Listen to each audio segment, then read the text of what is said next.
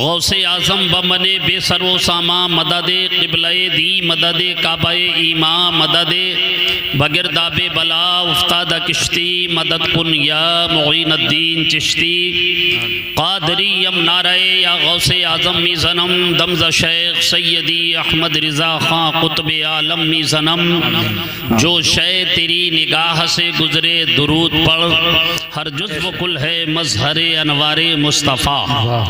दुनिया में जब दुरूद पाक पढ़ने की आदत बनाई है तो अगली मंजिल भी मुलाहिज़ा फरमाएं। बहुत तेज़ी से बग़ैर किसी तमहीद के मैं अपनी गुफ्तगू का आगाज़ कर रहा हूँ। अपनी लहद में लाएंगे तशरीफ मुस्तफ़ा, आदत बना रहे हैं दुरूदो सलाम की। सुभान अल्लाह सुभान अल्लाह। उस रूह कायनात को मेरा सलाम शौक़, पैगंबरे हयात को मेरा सलाम शौक़। एक मरतबा झूम कर बारगाहे रिसालत में दुरूद पाक का नजराना पेश कर लें। पढ़िए अल्लाहु रब्ब मुहम्मदिन सल्लल्लाहु अलैहि वसल्लम नहनु इबादु मुहम्मदिन सल्लल्लाहु अलैहि वसल्लम अला ज़बीही वालिही अबदद दुहूरी व कररमा। मुलाहिज़ा फरमाएं। तेरी उल्फत में मर मिटना वाह, शहादत इसको कहते हैं। वाह वाह क्या बात है। वाह जरा बुलंद आवाज से कहिएगा सुभान अल्लाह सुभान अल्लाह। तेरी उल्फत में मर मिटना शहादत इसको कहते हैं, और तेरे कूचे में होना दफन जन्नत इसको कहते हैं। तेरे कूचे बुलंद आवाज से बोलो, जैसे खाना खाया वैसे नारा लगाओ। नारे तकबीर, नारे रिसालत, फैज़ानी अला हज़रत, मसलके अला हज़रत, जिंदाबाद, फैज़ानी ताजो सरिया हज़रत अल्लामा कारी शरीफ मसाब। नारे तकबीर, सुभान अल्लाह सुभान अल्लाह। मुलाहिज़ा फरमाएं।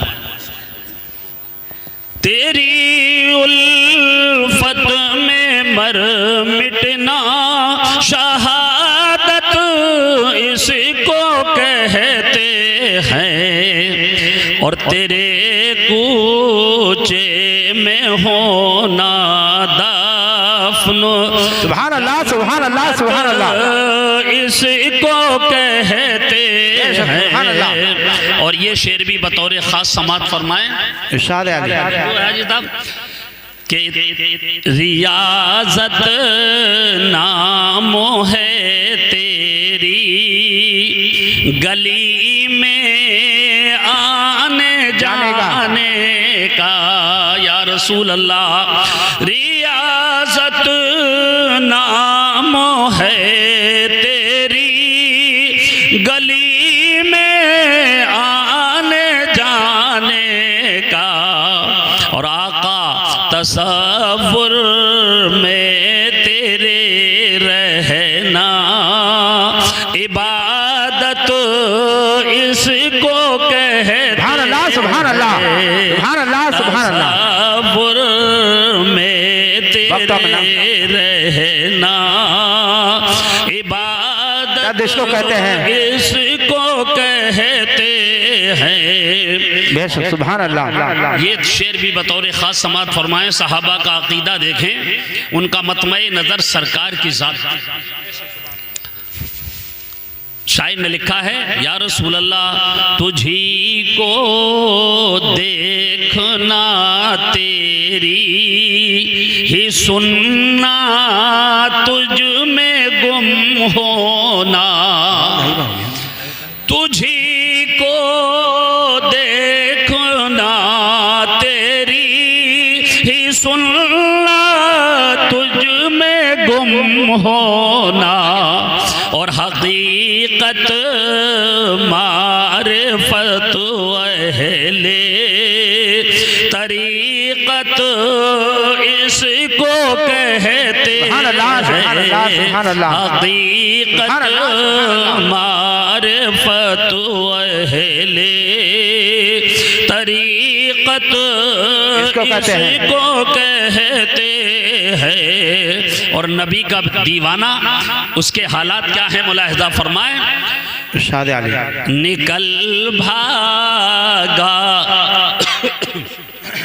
निकल भागा तेरे कूचे की जानिब तेरा दीवाना, या रसूल अल्लाह निकल भागा तेरे कूचे की जानिब तेरा दीवाना, न ठहरा एक दम जन्नत में वहशत इसको कहते हैं, न ठहरा एक दम जन्नत में वहशत इसको कहते हैं।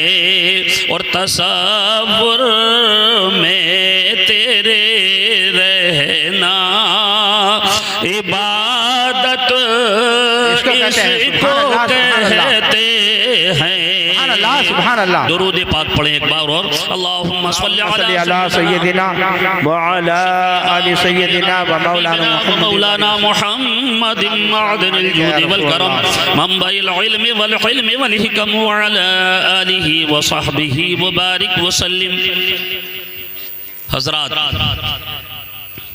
मेरे जनाजे पे रोने वालों, शायर ने जहन दिया है, तवज्जो है आपकी। मेरे जनाजे पे रोने वालों, फरेब में हो बगौर देखो। मेरे जनाजे पे रोने वालों, फरेब में हो बगौर देखो। मरा नहीं हूँ गमे नबी में, लिबासे हस्ती बदल गया हूँ। कौन कहता है मोमिन मर गया, कैद से छूटा वो अपने घर गया। अल्लाह तबारक व ताला ने इंसान की तख्लीक फरमाई, जिन्नात को पैदा किया, और जिन्नात और इंसान की तख्लीक का मकसद अपनी इबादत रखा। लेकिन तवज्जो से मेरी गुफ्तगू सुन लें, बहुत तेजी के साथ अपनी बात आप तक पहुंचा रहा हूं। अपनी इबादत के लिए अल्लाह तबारक व ताला ने जिन्नात और इंसान को पैदा किया, मगर इंसान है कि ये अपनी तबीयत के मुताबिक जिंदगी गुजारता है, रब की मशीयत के मुताबिक जिंदगी गुजारने की कोशिश नहीं करता। बात समझ में आ रही है आपको? इंसान अपनी तबीयत के मुताबिक, रब फरमाता है, ऐ बंदे मैंने तुझे अपनी इबादत के लिए पैदा किया। सरकार फरमाते हैं मेरे लाए हुए कानून पर, मेरी लाई हुई शरीयत पर अमल करो। मगर इंसान है कि ना ये रब की मशीयत पर अमल करता है, ना रसूल की शरीयत पर अमल करता है, बल्कि अपनी तबीयत के मुताबिक जिंदगी गुजारता है। लेकिन मैं आपको एक मिसाल के जरिए बता दूं हजरात मोहतरम, एक इंसान अपनी तबीयत के मुताबिक अमल करके इंसान को राजी नहीं कर सकता। रहमान की बात तो बहुत बड़ी है हजरात मोहतरम। अगर आप रहमान को राजी करना चाहते हो, रब को राजी करना चाहते हो, रसूल कौनैन कौनैन को राजी करना चाहते हो तो अपनी तबीयत के मुताबिक नहीं बल्कि रब की मशीयत के मुताबिक अमल करके जिंदगी गुजार के तुम रसूलुल्लाह को भी राजी करोगे, सुभान अल्लाह, अल्लाह को भी राजी करोगे। हजरात, मैं आपको एक मिसाल के जरिए मौलाना रूम फरमाते हैं कि एक इंसान, जरा तवज्जो है आपकी, एक इंसान अपनी तबीयत के मुताबिक इंसान को भी राजी नहीं कर सकता। फरमाते हैं, वो कहते हैं कि अगर आपके यहाँ एक शख्स किसी के यहाँ अपनी रिश्तेदारी में मेहमानदारी के लिए आया और जब मेहमानदारी के लिए आया तो मेजबान ने तवाज़ो में कोई कमी नहीं की, बिल्कुल बहुत शदीद सर्दी का मौसम था, इतनी शदीद सर्दी का मौसम था कि इंसान बहुत से कपड़ों में भी मलबूस रहा लेकिन फिर भी ठंड उसका पीछा नहीं छोड़ रही थी। जैसे ही वो अपनी रिश्तेदारी में पहुंचा, मेजबान ने, अहले खाना ने एक कमरे में ले जाकर बैठा दिया, एसी को ऑन कर दिया, कमरा यूं तो मौसम ठंडा था, एसी चला दी और जब पानी लाया गया तो फ्रिज का पानी मेहमान की तवाज़ो में पेश किया गया। जरा अंदाजा लगाओ, मेजबान तवाज़ो में कोई कमी कर रहा है, एसी की हवा भी खिला रहा है, ठंडा पानी भी पिला रहा है, मगर मेरे दोस्तों आप खुद फैसला करो, ये तवाज़ो मेजबान की तबीयत के मुताबिक थी ना कि मेहमान की तबीयत और मिजाज के मुताबिक थी। बात समझ में आ रही है? अब हजरात आप खुद अंदाजा लगा लो कि एक इंसान जब मेजबानी करता है अपनी तबीयत के मुताबिक तो मेहमान घर से भागने की कोशिश करता है कि ये मेरा रिश्तेदार नहीं है बल्कि मुझसे न जाने किस वक्त की अदावत और दुश्मनी निकाल रहा है। हजरात मोहतरम, तवाज़ो में कोई कमी नहीं है, देखभाल में कोई कमी नहीं है, मेज़बानी में कोई कमी नहीं है, मगर तभी मेज़बान अपनी तबीयत के मुताबिक मेहमान की मेज़बानी कर रहा है। बिला तमसील समझ जाइए, वो मेहमान उससे राज़ी नहीं होगा बल्कि नाराज़ होकर उस मेहमान के घर से अपने घर की तरफ रवाना हो जाएगा कि ये मेरी तवाज़ो नहीं कर रहे बल्कि अपनी कोई ना कोई अदावत निकाल रहे हैं। बिला तमसील समझ जाइए कि जब एक इंसान अपनी मर्जी के मुताबिक, अपनी तबीयत के मुताबिक रब को राज़ी, एक इंसान को राज़ी नहीं कर सकता तो एक इंसान अपनी तबीयत के मुताबिक जिंदगी गुजार कर रहमान को कैसे राजी कर सकता है, रब को कैसे राजी कर सकता है। इसलिए मेरे दोस्तों, हमें अपनी तबीयत के मुताबिक नहीं बल्कि मुस्तफ़ा की शरीयत के मुताबिक जिंदगी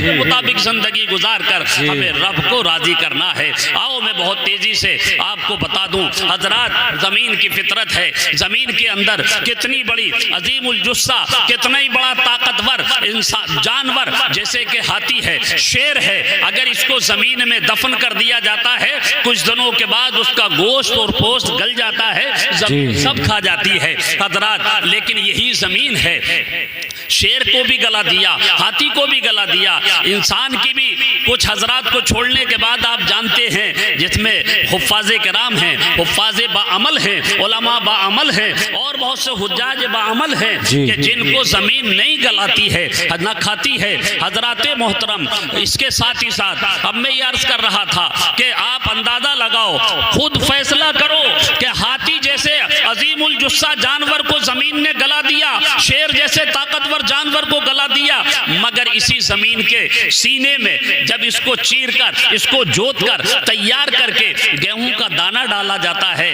धान का दाना डाला जाता है, तो यही जमीन जो हाथी को खाकर खत्म कर देती है, शेर को गला देती है, खा जाती है, लेकिन वो गेहूं का अदना सा दाना वो जमीन उसे नहीं खाती बल्कि उसमें से पौधा उगता है और उस पौधे में से मुख्तलिफ शाखें पैदा होती हैं और मुख्तलिफ शाखों पे मुख्तलिफ बालियां आती हैं और मुख्तलिफ बालियां आने के बाद उसमें न जाने कितने दानाए गंदुम या दानाए धान पैदा होते हैं। मैं आपसे पूछना चाहता हूँ कि आखिरकार जमीन ने अजीमुल जुस्से हाथी को भी खा लिया, शेर को भी खा लिया, लेकिन एक दाने के वजूद को ना गला सकी। तो जमीन से अगर पूछें, ऐ जमीन ये तो बता कि तूने आखिरकार इतना बड़ा मोटे जिस्म वाले हाथी को गला के बराबर कर दिया, शेर को मिटा दिया, लेकिन एक दानाए गंदुम को ना मिटा सकी, आखिर वजह क्या है? तो जमीन यही जवाब देती हुई नजर आती है। तवज्जो है आपकी? यही हुई जवाब देती हुई नजर आती है। ऐ लोगों, तुम्हारा सवाल तो अपनी जगह है, लेकिन हम कोई काम भी अपनी तबीयत के मुताबिक नहीं करते, रब की मशीयत के मुताबिक सुभान अल्लाह, सुभान अल्लाह, मशीयत के मुताबिक काम करते हैं। जब रब ने फरमाया तो उसका गोश्त पोत खा लिया गया, और रब ने हुक्म दे दिया कि इसे पैदा करना है, तो दानाए गंदुम को गलाया नहीं गया बल्कि उसे उगा दिया गया। पता लगा कि यकीनन जमीन भी रब की मशीयत के मुताबिक काम करती हुई नजर आती है।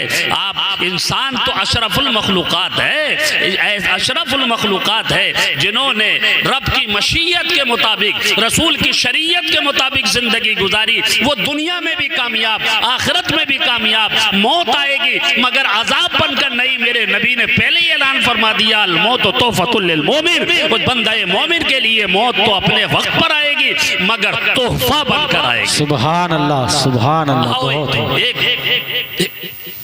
रिवायत के जरिए करीब कर दूं, हजरत उमर फारूक आजम रज़ी अल्लाह ताला अन्हु। कौन है हजरत उमर? खलीफाए दोम हैं, दूसरे खलीफा हैं। ये वो उमर हैं कि हजरत आयशा सिद्दीक़ा रज़ी अल्लाह ताला अन्हा ने रसूल कौनैन की बारगाह में सवाल किया था, आका आसमान के सितारों के बराबर किसी की नेकियां हैं? तो सरकार ने फरमाया था, हाँ, आसमान के सितारों के बराबर उमर की नेकियां हैं। सुभान अल्लाह, सुभान अल्लाह।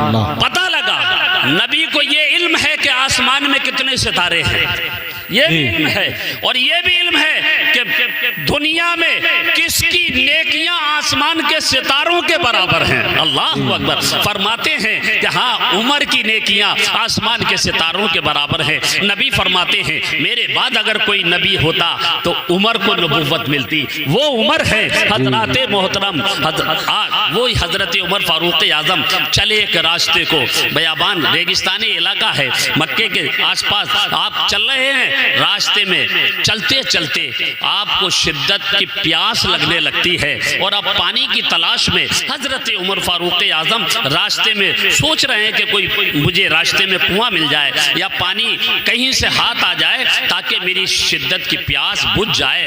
बस थोड़ा आगे चले तो देखते क्या है कि एक बकरी चराने वाला चरवाहा रास्ते में मिलता है, मुलाकात हो जाती है। तवज्जो से सुने, रूह ईमान ताज़ा हो जाएगी। हजरत मोहतरम चरवाहे से मुलाकात हुई। हजरत उमर फारूक आजम कौन थे? खलीफाए वक्त हैं, अमीरुल मोमिनीन हैं हजरत मोहतरम। लेकिन जैसे ही चरवाहे से मुलाकात हुई तो आपने चरवाहे को सलाम किया, अस्सलामु अलैकुम, बात समझ, सलाम किया।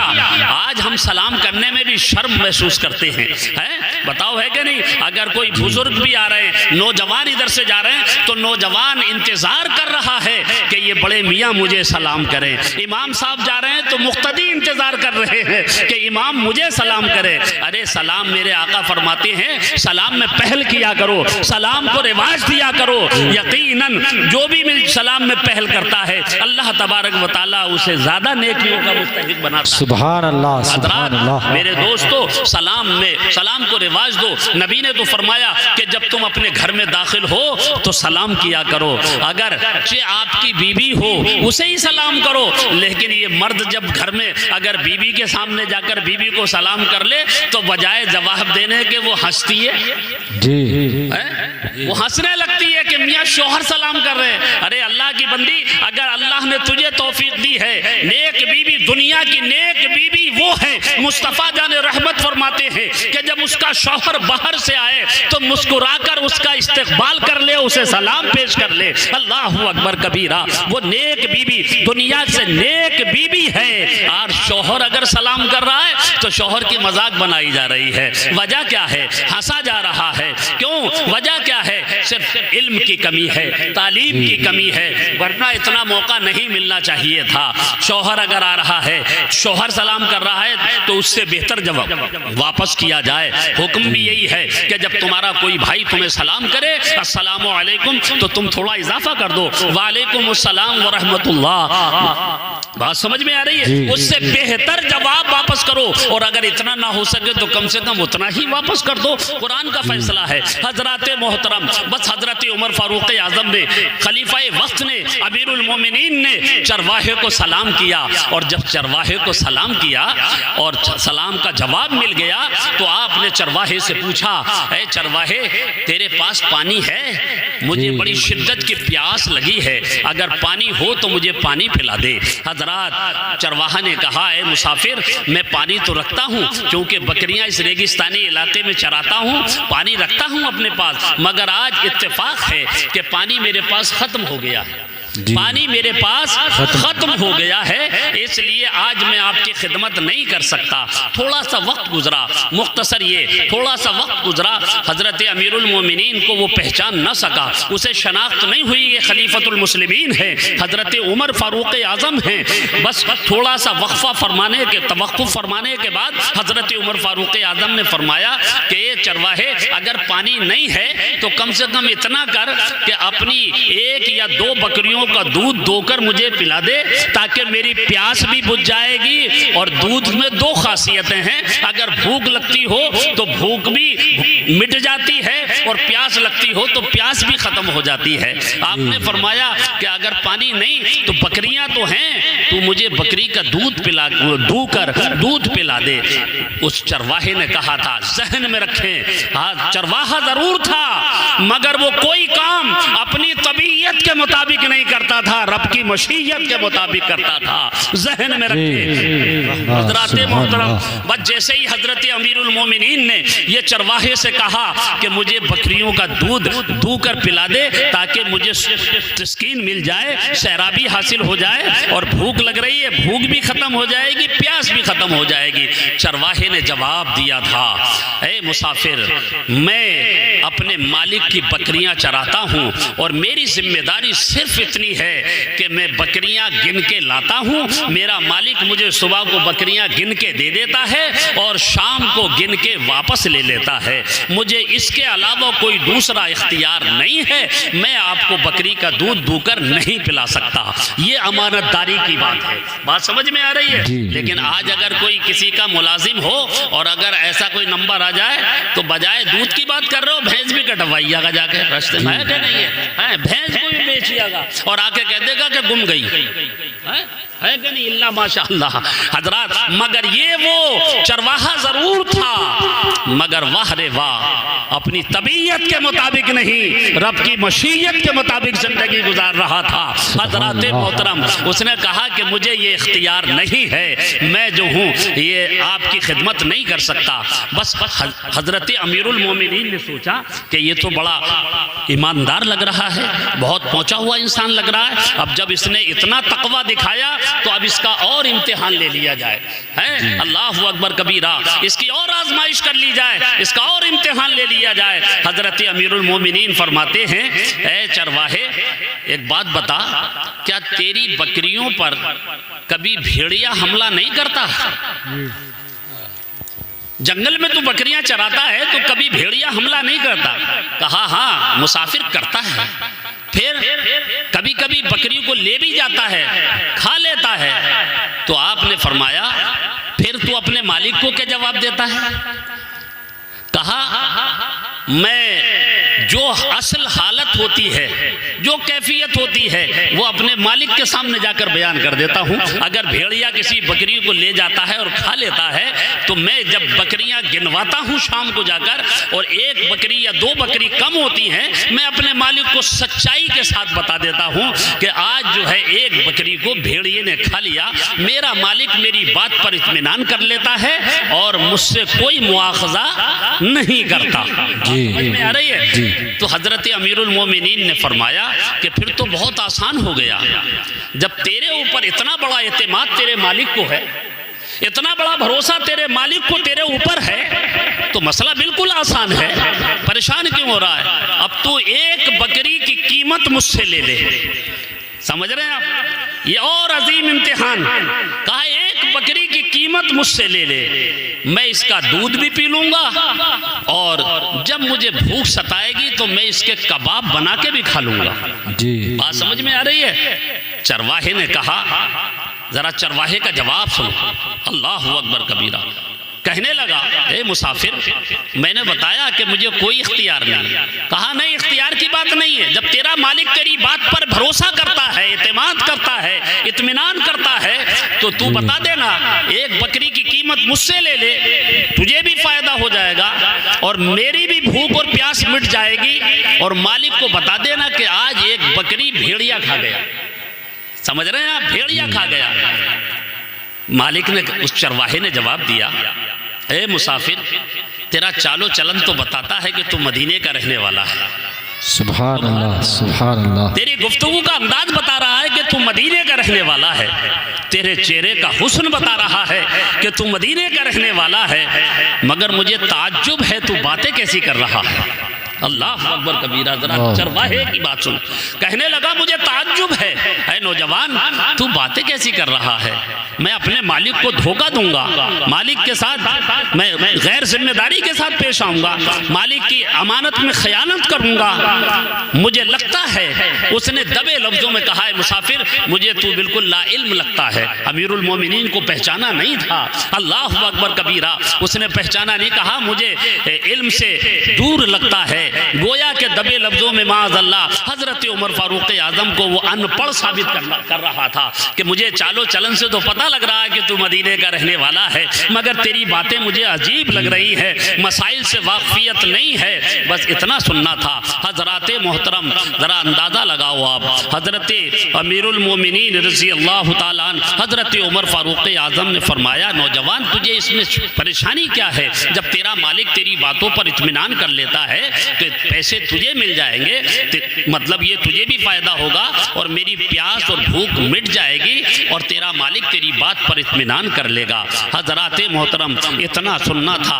तो जब ये बात कही तो हजरत अमीरुल मोमिनीन रज़ी अल्लाह ताला अन्हु ने फरमाया, ऐ नौजवान, ऐ चरवाहे, ये बता कि तू मेरी प्यास की हालत में मदद नहीं कर सकता, मुझे पहचानता भी है या नहीं जी, मुझे पहचानता भी है या नहीं। कहने लगा, मैंने आपको नहीं पहचाना। कहा, मैं उमर इब्ने खत्ताब हूँ, खलीफा वक्त हूँ, अमीरुल मोमिनीन हूँ। अल्लाह अकबर। कभी इतना सुना तो हजरत उमर फारूक आजम का दबदबा, रोबो दबदबा, वो चरवाहा थर्राने लगा, कांपने लगा।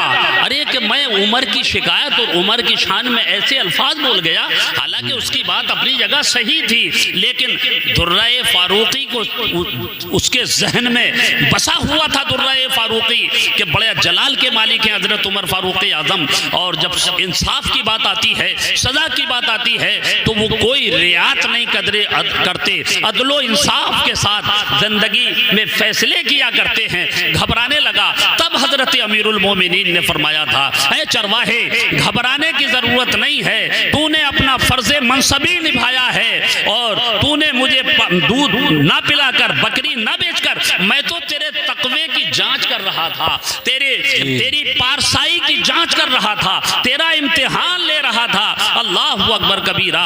गोया के चरवाहे ने बता दिया कि ऐ अमीरुल मोमिनीन, अल्लाह ने हमें अपनी इबादत के लिए पैदा किया है। हम कोई काम भी अपनी तबीयत के मुताबिक नहीं करते, बल्कि रब की मशीयत के मुताबिक करते हैं, रसूलुल्लाह की शरीयत के मुताबिक करते हैं। हजरात, जरा अंदाजा लगाओ, एक चरवाहे का अमल और किरदार ये है। काश अगर हम भी अपने अमल और किरदार को शरीयत मुस्तफ़ा की रोशनी में संभाल ले और उसी शरीयत मुस्तफ़ा की रोशनी में अपनी जिंदगी को गुजार लें, तो हजरात समझ लो, दुनिया में भी कामयाब, आखिरत में भी कामयाब। उसने बता दिया कि हम कोई काम भी अपनी तबीयत के मुताबिक नहीं करते। आओ और करीब कर दूं आपके जहन को। हजरत इब्राहिम खलीलुल्लाह ने वादिये मिना में अपने बेटे इस्माइल ज़बीउल्लाह को जाकर लेटाला था। छुरी हाथ में थी। छुरी की फितरत है काट देना, छुरी का काम है काट देना। कितनी सख्त चीज को भी आप काटोगे, छुरी काटती है। लेकिन हजरत इब्राहिम खलीलुल्लाह अपने बेटे के नरमो नाजुक गले पर छुरी चला रहे हैं, मगर छुरी काटना तो बहुत दूर की बात है, बल्कि गले पे निशान तक नहीं पड़ रहा है, कोई खराश नहीं लग रही है। जलाल में आके आपने छुरी फेंकी, पत्थर पर गिरी, पत्थर दो टुकड़े हो गया। तब खलीलुल्लाह ने फरमाया था, ऐ छुरी, तू मेरे फर्जंद जो मंद के नरमो नाजुक गले को ना काट सकी और पत्थर पर गिरी तो पत्थर के दो टुकड़े हो गए। आखिरकार वजह क्या है? तो छुरी ने भी यही जवाब दिया था, ए अल्लाह के खलील, आप काट रहे थे और मेरा रब ना काटने का हुक्म जारी फरमा रहा था। हम कोई काम अपनी तबीयत के मुताबिक नहीं करते बल्कि रब की मशीयत के मुताबिक। सुभान अल्लाह, सुभान अल्लाह। समझ में आया? जी जी। रब की मशीयत के मुताबिक करते हैं। और आगे बढ़ जाओ, आतिशकदा नमरूद तैयार किया गया, कितना बड़ा आतिशकदा तैयार किया गया, खलीलुल्लाह को उसमें डाला गया। इधर नमरूदी जलाने की कोशिश कर रहे थे, आग की फितरत है जलाना, मगर खलीलुल्लाह को जैसे उसमें डाला गया, वो हुक्म रब्बानी आता है, या नारो कूनी बरदम व सलाम अला इब्राहिम, ऐ आग मेरे इब्राहिम पर सलामती वाली हो जा। आग ने कोई बाल बीका तक न किया, बल्कि रब का फरमान जारी हो गया था, अगर मेरे खलील का एक बाल भी तूने जला दिया, सारे आलम का निजाम दरहम बरहम हो जाएगा। आग से पूछते हैं आलम तसव्वुर में, ए आप, तूने हजरत खलील को जलाया क्यों नहीं था? तो जब आग भी यही जवाब देती है कि मेरी फितरत तो जरूर जलाना है, मगर हम कोई काम अपनी तबीयत के मुताबिक नहीं करते, रब की मशीयत के मुताबिक करते हैं। रब का हुक्म था जब नहीं जलाना है, तो पता ये लगा कि सारी चीजें जो अल्लाह की मशीयत के मुताबिक काम करती हैं वही दुनिया और आखिरत में कामयाब रहा करती हैं।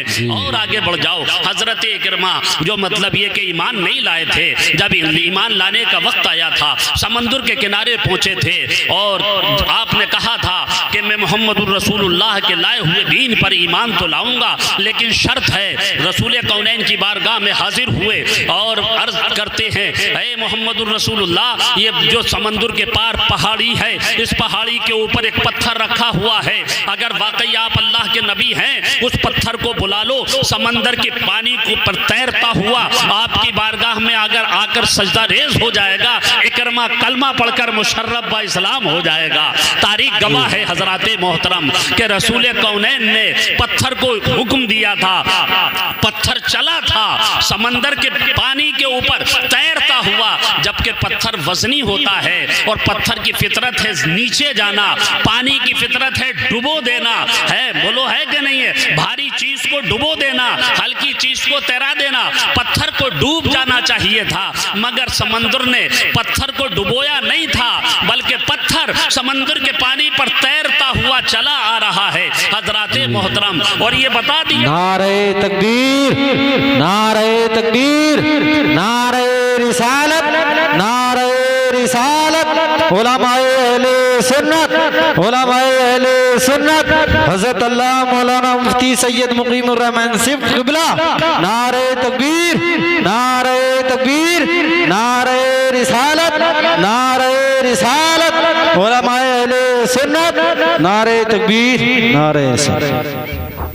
तशरीफ रखें, बैठ जाइए।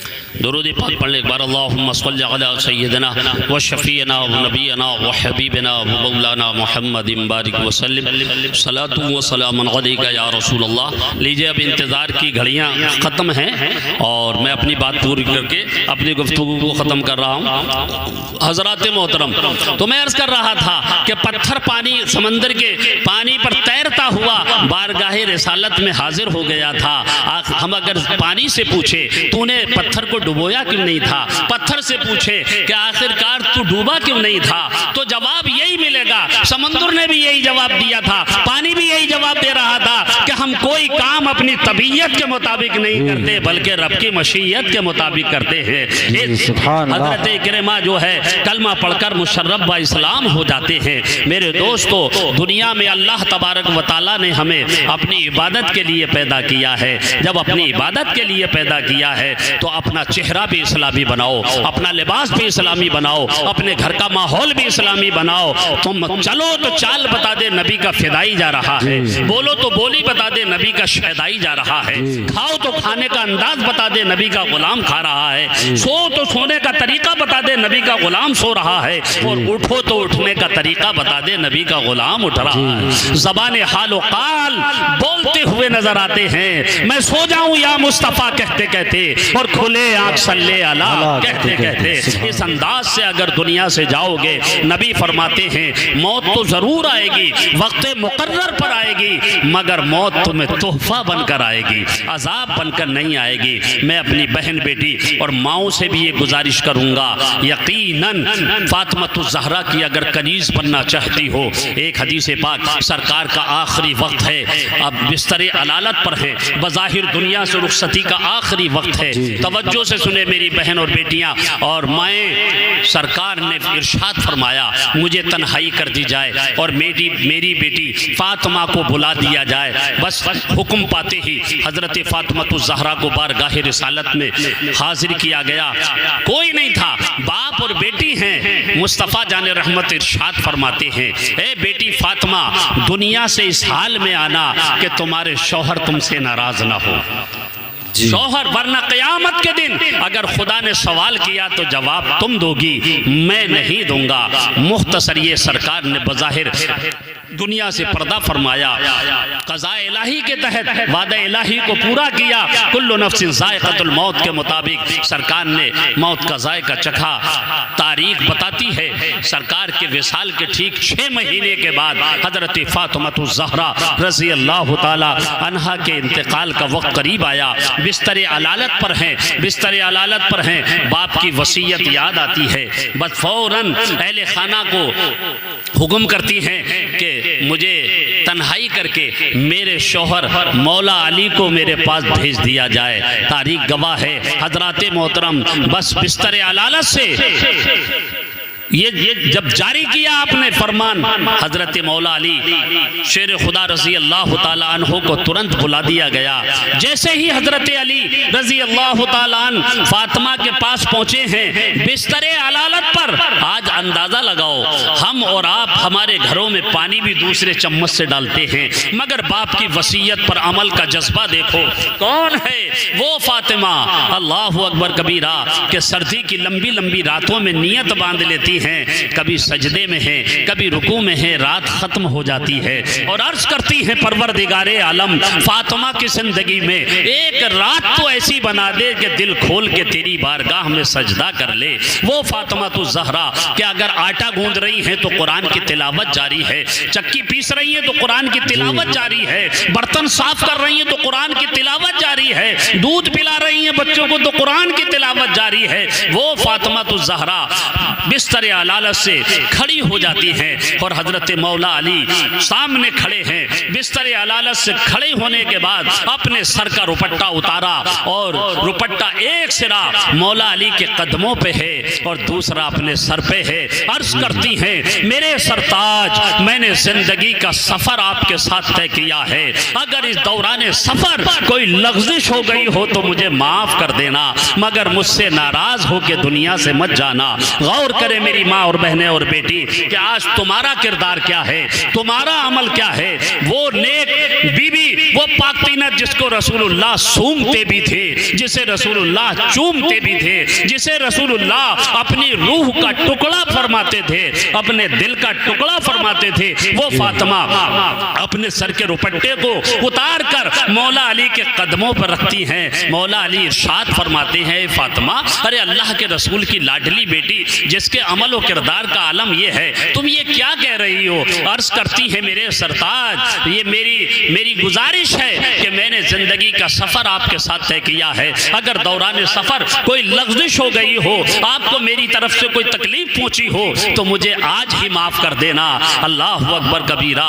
हजराते मोहतरम, क्या ये वसीयत मेरे आका की अपनी बेटी के लिए थी? गोया जरा गहराई से देखो, रसूलुल्लाह की वो बेटी, रसूलुल्लाह को बज़ाहिर, रसूलुल्लाह ने बज़ाहिर अपनी बेटी को वसीयत जरूर फरमाई थी, मगर ये वसीयत क़यामत तक आने वाली अपनी उम्मत की औरतों के लिए आका ने फरमाई थी। ऐ मेरी उम्मत की औरतों, अगर तुम फातिमा ज़हरा की कनीज़ बनना चाहती हो तो तुम इस हाल में दुनिया से आना कि तुम्हारे शौहर तुमसे नाराज ना। बात समझ में आ रही है? इस बात पर अमल करने की कोशिश करें। हजराते मोहतरम, शोहरों को भी चाहिए कि अपनी बीवी बच्चों की कदर करें, उनकी इज्जत करें, और बीवियों को भी चाहिए कि अपने शौहर का अदब व एहतराम करें, फरमा बरदारी करें। हजरात, ये दोनों एक दूसरे का लिबास है। जब लिबास का मतलब यही होता है कि अगर जिसमें कोई कहीं खामी है, लिबास पहन लिया, वो खामी छुप जाती है। जब मर्द औरत का लिबास, औरत मर्द का लिबास, तो दोनों के अंदर अगर कोई कमी है तो उसे दूर करने की कोशिश करें, एक दूसरे पे जुल्म और ज्यादती न करें, बल्कि अल्लाह और रसूल की फरमान के मुताबिक जिंदगी गुजारें। इंशाअल्लाह दुनिया में भी कामयाबी होगी, आखिरत में भी कामयाबी होगी। मेरे दोस्तों, मैं इसी के साथ में अपनी गुफ्तगू को ख़त्म कर रहा हूँ कि हमें दुनिया में ज़िंदगी गुजारनी है अल्लाह की मशीयत के मुताबिक, मुस्तफ़ा की शरीयत के मुताबिक। अगर ज़िंदगी गुजार के चलोगे तो मौत तो अपने वक्त पर आएगी, मगर मेरे नबी फरमाते हैं मौत तुम्हारे लिए तोहफा बनकर आएगी, अजाब बनकर नहीं आएगी। इसलिए नमाजों की पाबंदी कीजिए, अपना चेहरा इस्लामी बनाइए, अपना लिबास इस्लामी बनाइए, अपने घर का माहौल इस्लामी बनाइए, खुद भी नमाजों की पाबंदी करें, अपने अहलो अयाल को नमाज की पाबंदी का हुक्म दे। रब फरमाता है वामुर अहला का बिस्सलाह, अपने अहलो अयाल को नमाज का हुक्म दिया करो, पाबंदी कर, खुद भी करो, उनसे भी नमाजों की पाबंदी कराओ। मगर खुद 8 बजे सो के उठ रहे हैं तो फजर की पाबंदी कैसे करा सकते हैं, नमाजों की पाबंदी कैसे करा सकते हैं। अल्लाह तबारक व तआला अमल की तौफीक अता फरमाए। मैंने जो कुछ भी बयान किया बतक़ाज़ाए बशरियत, अगर कोई सबक़त लिसानी की बुनियाद पर कोई लग़ज़िश हो गई हो, परवरदिगार आलम अपने हबीब सल्लल्लाहु अलैहि वसल्लम के सदक़ा व तौफ़ील माफ़ फरमाए। एक मरतबा कलमा शरीफ पढ़ लीजिएगा, ला इलाहा इल्लल्लाहु मुहम्मदुर रसूलुल्लाह, अस्तग़फिरुल्लाह।